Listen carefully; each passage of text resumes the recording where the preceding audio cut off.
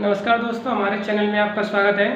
आज की जो हिंदी की क्लास है वर्णमाला है, जिसमें मैंने बताया था स्वर कितने हैं, व्यंजन कितने हैं।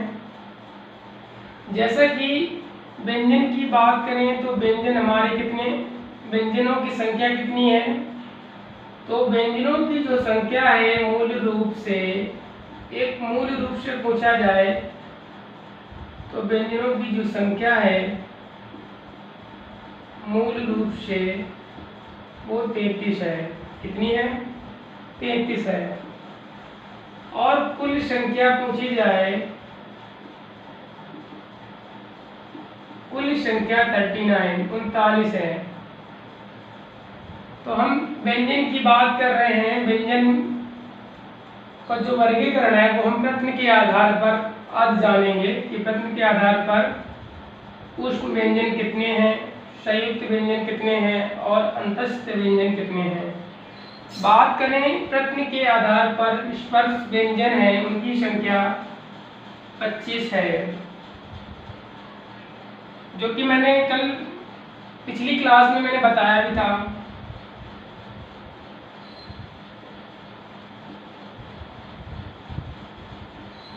का खा गा इंग्या और चा छा चा झा और वा, टा ठा डा अड़ा ना, ता था दा धा और ना, और पा फा बा भा और माँ। ये स्पर्श व्यंजन है। टोटल 25 हैं। कितने हैं? टोटल 25 हैं। अब बात करें अंतस्थ, तो अंतस्थ व्यंजन हमारे 4 हैं। एक या, रा, ला और बा। और बात करें उष्ण व्यंजन, तो उष्ण व्यंजन कितने हैं? उष्ण व्यंजन भी 4 हैं। तो शा, शा, शा और हा। और बात करें संयुक्त व्यंजन, तो संयुक्त व्यंजन भी 4 हैं। छछत्री, त्रतुशूल, क्या ज्ञानी और ये सासरा वाला। तो ये कैसे बनते हैं? छछत्री कैसे बनता है? छछत्री बनता है का धन शा, का धन शा। तो हम बात करते का और संयुक्त व्यंजन की बात कर रहे थे। तो संयुक्त व्यंजन में छाछत्री जो है वो कैसे बनता है? का धन शा, आधा का है हलंत के साथ में। जो त्रा है, त्रा में आधा ता और रा, त्रा। और जो ज्ञा है, ज्ञा, ज्ञा जो बनता है वो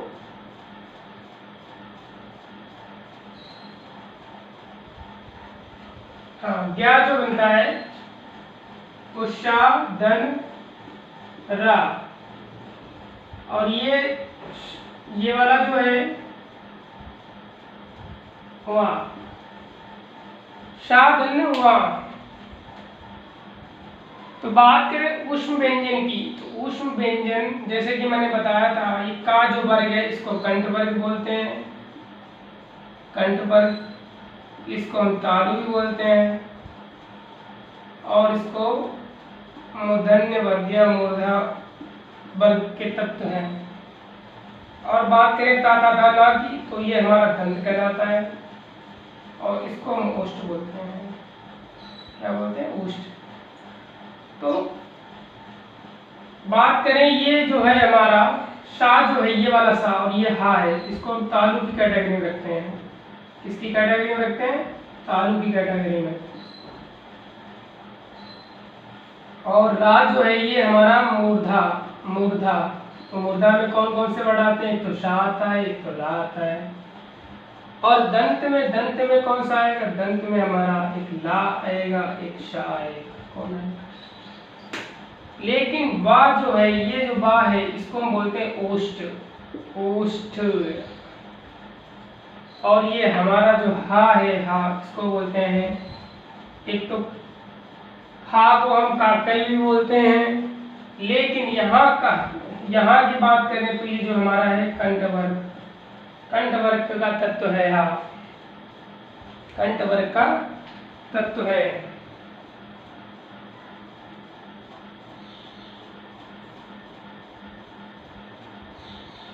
कंठवर्ग के तत्व में रखा गया है।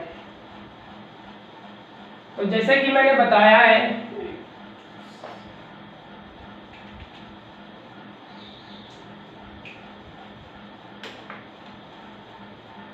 तो प्रश्न के आधार पर स्पर्श व्यंजन 25 हैं, अंतस्थ व्यंजन 4 हैं, ऊष्म व्यंजन 4 हैं, संयुक्त व्यंजन 4 हैं। तो यह अलग रहेगा। इसमें 4 हमारे वर्ड हैं, पूछ लेगा 4 ऑप्शन देकर पूछ लेगा संयुक्त व्यंजन कौन कौन से हैं, तो संयुक्त व्यंजनों की संख्या 4 है। पूछ लेगा ऊष्म व्यंजन की संख्या कितनी है, तो ऊष्म व्यंजन की संख्या 4 है। पूछ लेगा अंतस्थ व्यंजन की संख्या कितनी है, तो अंतस्थ व्यंजन की संख्या 4 है। अंतस्थ व्यंजन की संख्या कितनी है, 4 है। कुल व्यंजन पूछे तो 39 बताना है, मूल रूप से व्यंजन पूछे तो 33 बताना है।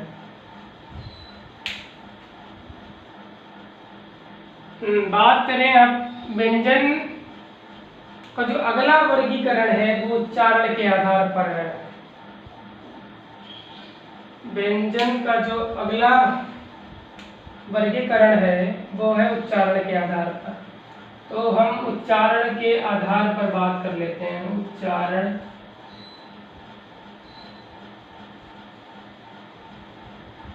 बात करें उच्चारण के आधार पर,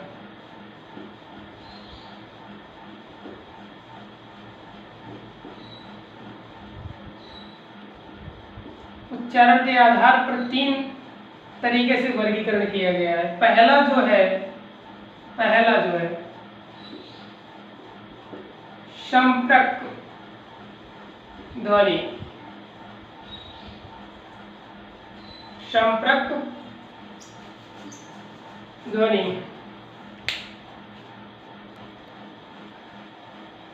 तो प्रश्न के आधार पर मैंने बता दिया है कि ऊष्म व्यंजन है, अंतस्थ व्यंजन है, और अंतस्थ, ऊष्म और संयुक्त।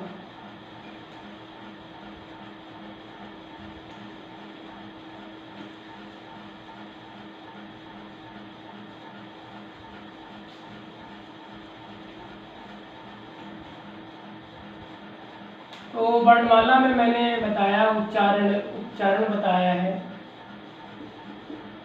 उच्चारण में हम बात कर रहे हैं उच्चारण का ही वर्गीकरण। उच्चारण में उच्चारण के आधार पर वर्गीकरण, उच्चारण के आधार पर ये व्यंजन के अंदर है। ऐसा करते हैं, यहाँ व्यंजन लिख देते हैं। व्यंजन जो है वो उच्चारण के आधार पर, तो जो उच्चारण के आधार पर वो कितना वर्गीकरण है, 3 वर्गीकरण है।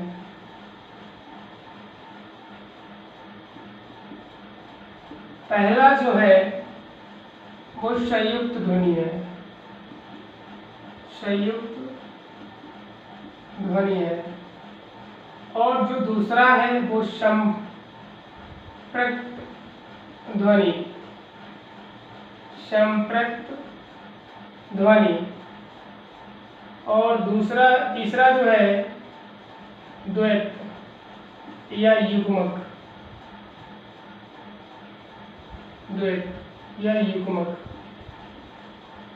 ध्वनि। वन बाय वन चर्चा करते हैं।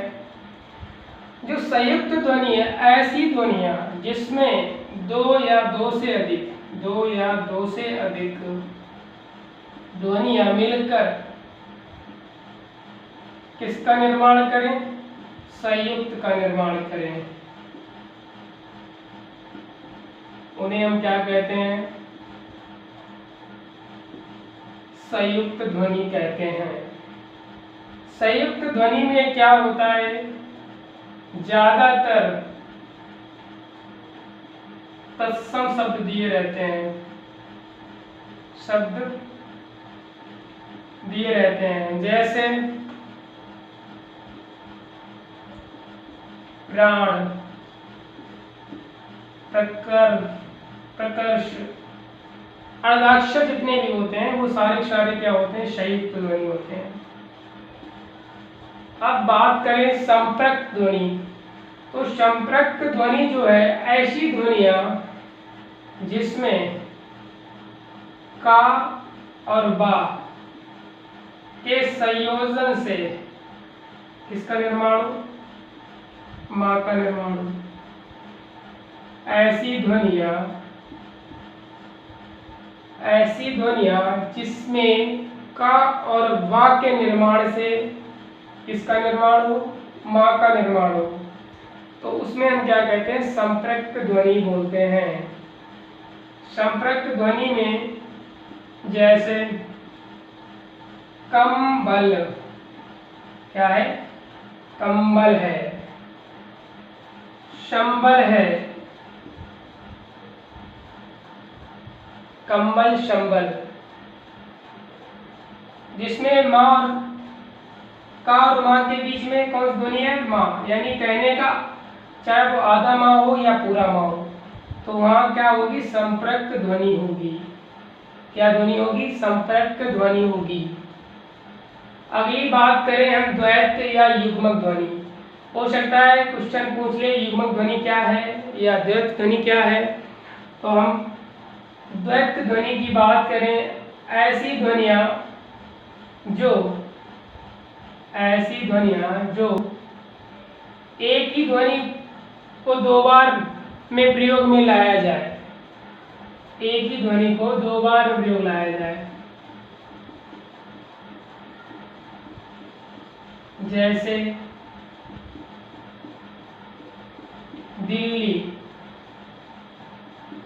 ला जो है हमारी द्वैत है। क्या है, द्वैत है।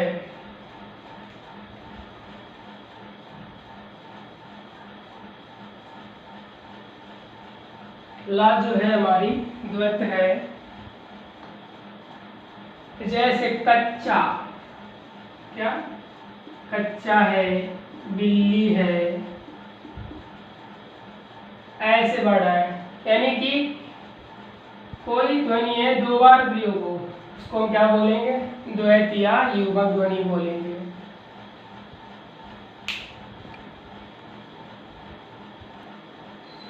ऐसी ध्वनि को क्या बोलेंगे, द्वैत या युग्मक ध्वनि बोलेंगे। तो बात कर ले संघर्षी व्यंजन क्या होते हैं। संघर्षी व्यंजन पूछ लेता है, संघर्षी व्यंजन। तो संघर्षी व्यंजनों की संख्या कितनी होती है, संघर्षी व्यंजनों की संख्या कितनी होती है। जैसा कि और एक पूछ लेता है,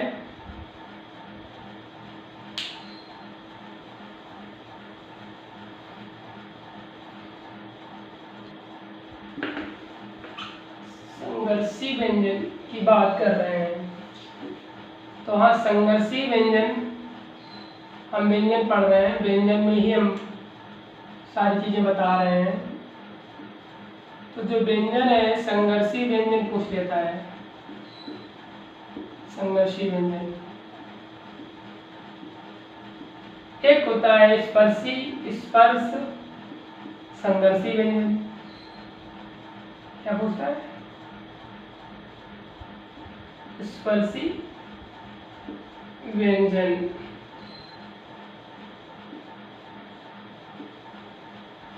तो बात कर रहे हैं संघर्षी व्यंजन।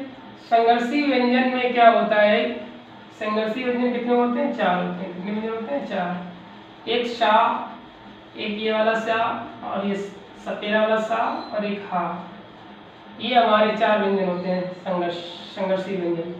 लेकिन अगर स्पर्श संघर्षी व्यंजन की बात करें तो कौन कौन से होते हैं, चा, छा, जा, रन्ना, एक मा।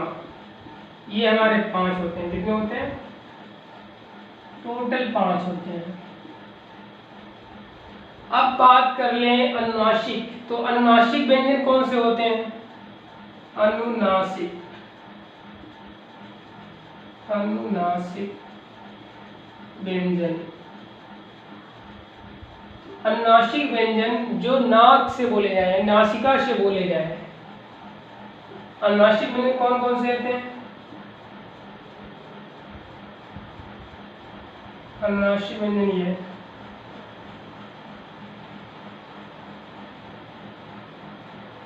और एक ना हो गया, एक माँ हो गया,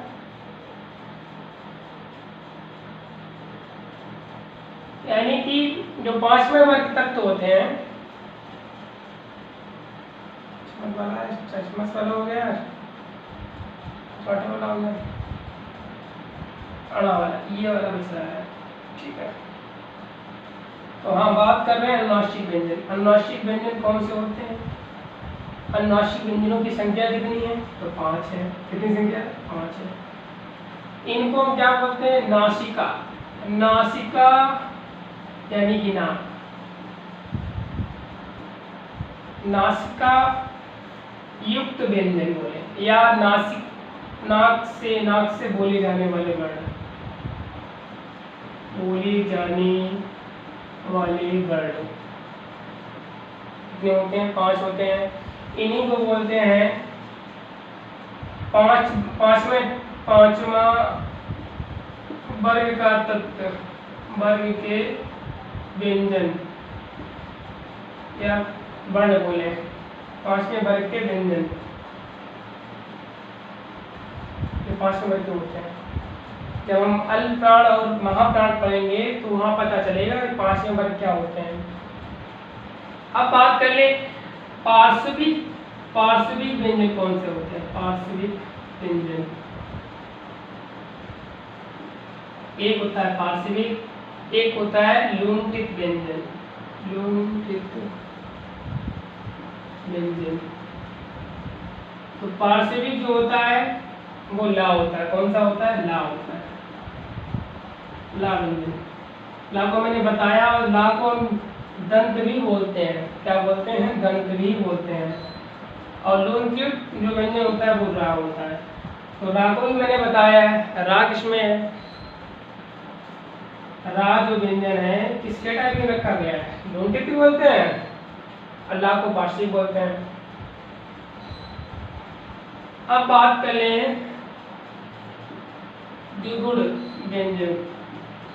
द्विगुण व्यंजन कौन से होते हैं? 2 ही होते हैं। कितने होते हैं? 2 ही होते हैं। एक होता है जिसमें ये बिंदी रखी, नीचे बिंदी हो, एक अड़ा जो होता है वो नासिक बिंदु, जिसमें अड़ा ये यहाँ बिंदी होती है, नासिक बोलते हैं, लेकिन इसकी नीचे जो बिंदी होती है उसको क्या बोलते हैं? द्विगुण व्यंजन बोलते हैं। द्विगुण व्यंजन बोलते हैं। हाँ, तो हम बात कर रहे थे द्विगुण के व्यंजन की बात। तो हमने बताया लुंठित पार्श्विक जो है ला, पार्श्विक व्यंजन ला है, इसको क्या बोलते हैं? दंत, दंत में भी रखा गया है। लेकिन लुंठित रा की बात करें तो ये रा को किस में रखेंगे? मूर्धा में। मूर्धा व्यंजन है हमारा। तो हम बात करें द्विगुण। द्विगुण को उच्चित भी व्यंजन बोलते हैं। उच्चित, उच्चित व्यंजन भी बोलते हैं। क्या बोलते हैं? उच्चित व्यंजन भी बोलते हैं।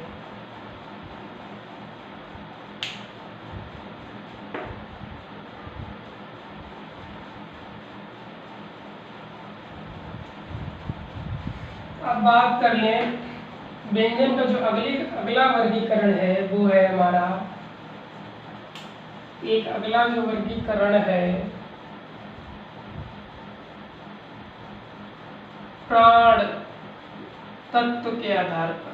प्राण तत्व के आधार पर, इसके आधार पर, तो प्राण तत्व के आधार की बात करें 2 होते हैं। प्राण तत्व के आधार पर कितने होते हैं? 2। एक पहला जो है अल्प प्राण, क्या बोलते हैं? अल्प प्राण। और दूसरा जो है क्या है? महाप्राण। दूसरा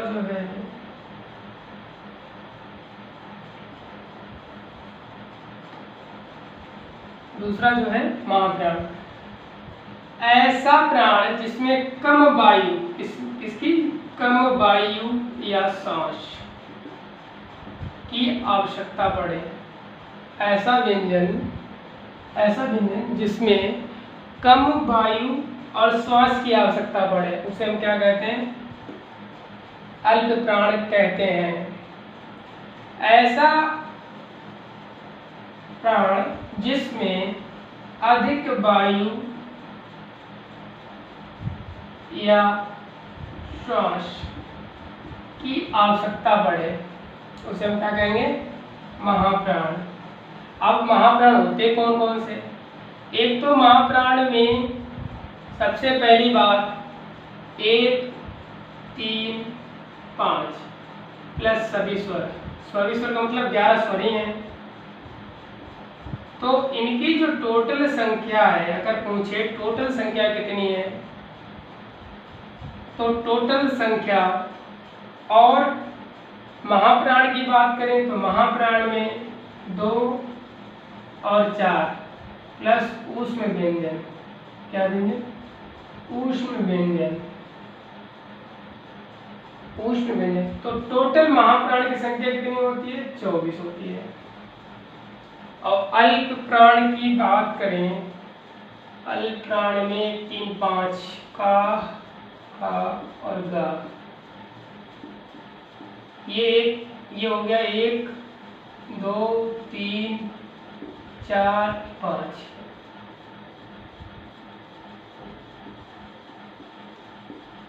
चा, वा, टा, डा, और ना, ता, था, दा, धा और ना, पा, फा, बा, भा और मा। तो 1, 3, 5, 1, 3, 1, 3 और 5। 1, 3, 5 क्या है? अल्प प्राण है। तो 1, 3, 5 में देखो कितने हो गए? 5, 5, 5, 5 ये 15 और 11, 15, 11, 26, 15, 11, 26। तो टोटल अल्प प्राण कितने हो गए? 26 हो गए। लेकिन खाली अल्प प्राण पूछे तो 1, 3, 5 के हिसाब से 15 ही हो रहे हैं। इसमें भी ये भी इंक्लूड है। वैसे 19 है टोटल। 19 में बता रहे हैं क्या क्या है। 19 कौन कौन से होते हैं? तो अल्प प्राण 19 कैसे? वैसे 26 अगर टोटल, वैसे 19 ही पूछता है। क्वेश्चन अगर पूछेगा तो 19 ही बताना है आपको, ज़्यादा नहीं बताना है। होते तो 1, 3, 5 और सभी स्वर। लेकिन सवाल में दिया रहेगा 1, 3, 5 प्लस अंतस्थ व्यंजन। कौन से व्यंजन? अंतस्थ। तो 1, 3, 5 कितने होते हैं? 15 होते हैं और अंतस्थ 4 हैं, टोटल 19। तो आपको 19 ही बताना है, 19 ही बताना है। और 2, 4, 5, तो 1, 2, 5, 5, 10, तो 10 तो तुम्हारे सीधे सीधे हो गए। उसमें व्यंजन 4 तो 14 होने चाहिए। 24 की बात करें,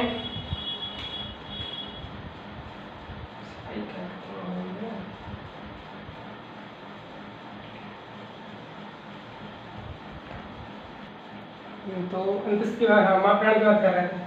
24 नहीं, 14 ही तो आएगा। 10, 5, 5, 10, 14 ही तो आएगा, 24 नहीं आएगा।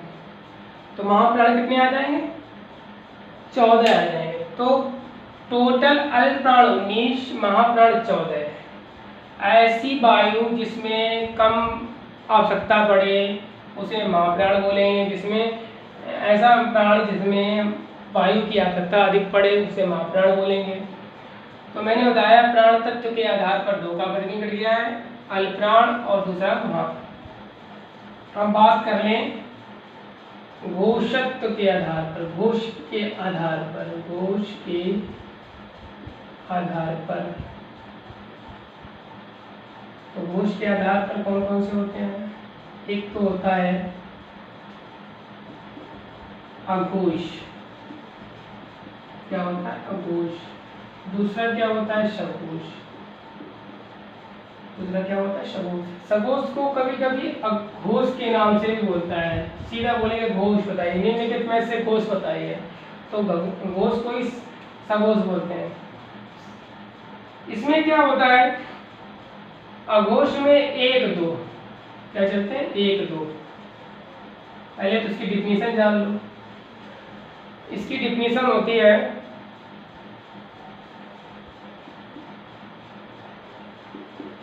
जिसमें कम श्वास हो या गूंज हो, जिसे बोले गूंज, इसमें गूंज हो, इसमें सबसे ज्यादा कम, जिसमें कम गूंज हो उसे क्या बोलेंगे? अघोष बोलेंगे। जिसमें अधिक गूंज हो उसको क्या बोलेंगे? सघोष बोलेंगे।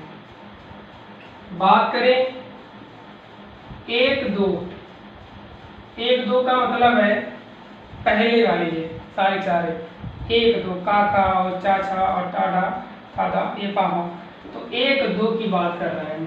किसकी बात कर रहे हैं? एक दो की बात कर रहे हैं। तो आप किसकी बात कर रहे हैं? अघोष की बात कर रहे हैं। तो अघोष में मैंने बताया है एक दो और अंतस्थ। अंतस्थ, अंतस्थ। एक दो का मतलब है एक दो यानी कि 10 और 4 14, 14, 10 4 14, ठीक है। अब बात करें सघोष की। सघोष में क्या होता है? 3 4 5, 3 4 5 प्लस सभी स्वर।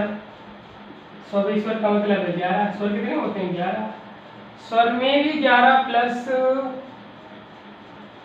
गलती हो रही है यहाँ, ये नहीं आएगा, ये यहाँ पे सा सा सा 3 वर्ण आएंगे। कहने का मतलब है पुष्प व्यंजन आएंगे। पुष्प व्यंजन कितने होते हैं? 4 होते हैं। अब यहाँ आएगा अंतस्थ व्यंजन। क्या आएगा? अंतस्थ व्यंजन। अंतस्थ व्यंजन 4 होते हैं जिसमें हा भी इंक्लूड है। क्या है? हा। तो दे देगा निम्नलिखित में से बताइए हा क्या है?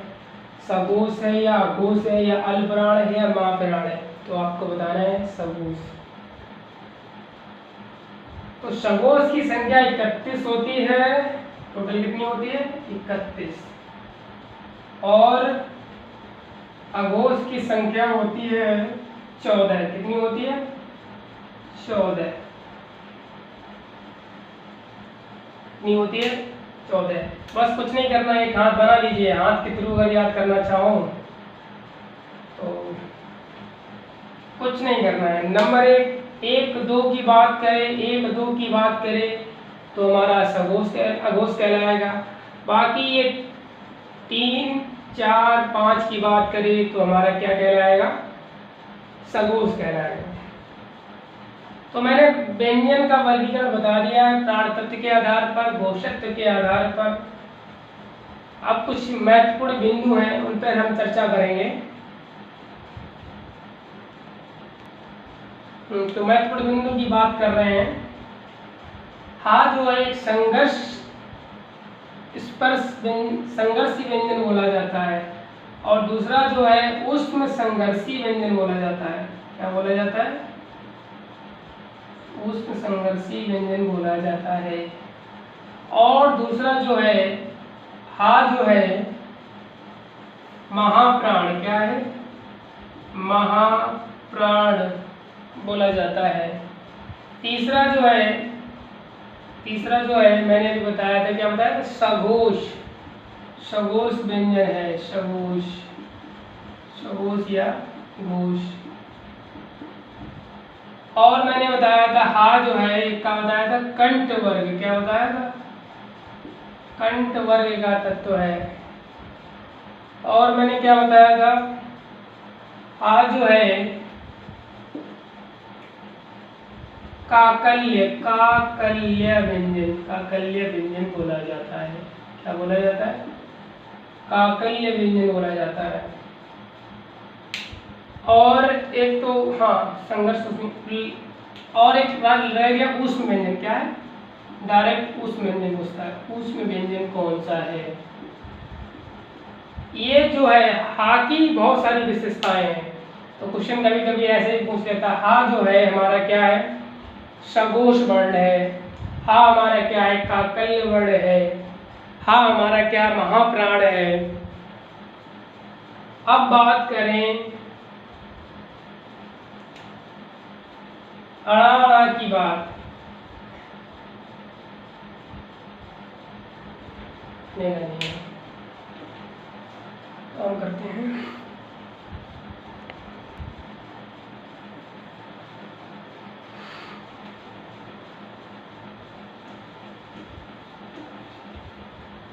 अब बात करें इन दो वर्णों की बात, ये बहुत ज़्यादा इम्पोर्टेंट है। तो मैंने बताया था इसको हम क्या बोलते हैं? एक तो नंबर 1 द्विगुण, क्या बोलते हैं? द्विगुण व्यंजन। और एक क्या बोलते हैं? एक मैं बोलता हूँ उसको द्विगुण व्यंजन के अलावा क्या बोलते हैं? उत्क्षिप्त, क्या बोलेंगे? उत्क्षिप्त व्यंजन, उत्क्षिप्त व्यंजन। और क्या बोलेंगे इसको? इस वाले वर्ड को बोलेंगे महाप्राण। क्या बोलेंगे? महाप्राण। इस वाले को बोलेंगे अल्प प्राण। क्या बोलेंगे? अल्प प्राण। और बोलेंगे तड़ान जात। क्या बोलेंगे? तड़ान जात व्यंजन, तड़ान जात। और क्या बोलेंगे? आधुनिक वर्ण। क्या बोलेंगे? आधुनिक वर्ण। और क्या बोलेंगे? और बोलेंगे द्विगुण हो गया, महाप्राण हो गया, उत्क्षिप्त हो गया, आधुनिक हो गया, तड़ान जात हो गया, तड़ान के बाद अल्पप्राण हो गया। और बोलेंगे अघोष। क्या बोलेंगे? अघोष, अघोष वर्ण। ये अघोष में ये वाला रखा गया है, हाँ वाला बिंदी वाला, ये वाला। ये विशिष्ट कुछ थी जो मैंने हा और णा के बारे में बताया। आज ही आपका ये व्यंजन खत्म हुआ है। व्यंजन में हमने वर्णमाला पढ़ा था, तो ये वर्णमाला आज समाप्त होगी। अगली जो क्लास होगी या तो संज्ञा से होगी या सर्वनाम से होगी। तो काफी चैप्टर है, धीरे धीरे खत्म कर लेते हैं। संज्ञा, सर्वनाम, क्रिया और निपात है। निपात से भी क्वेश्चन आते हैं। ये सारी जो क्लासें हैं सबसे ज़्यादा इम्पोर्टेंट है यूपीएससी के लिए, इसके बाद वीडियो के लिए और एसएससी जीडी के लिए और यूपीएससी के लिए। जितनी भी हिंदी पढ़ा रहे हैं इनसे क्वेश्चन कहीं ना कहीं टकराएंगे, तो आप सही से पढ़िए और देखते रहिए वीडियो हमारा। Thank you.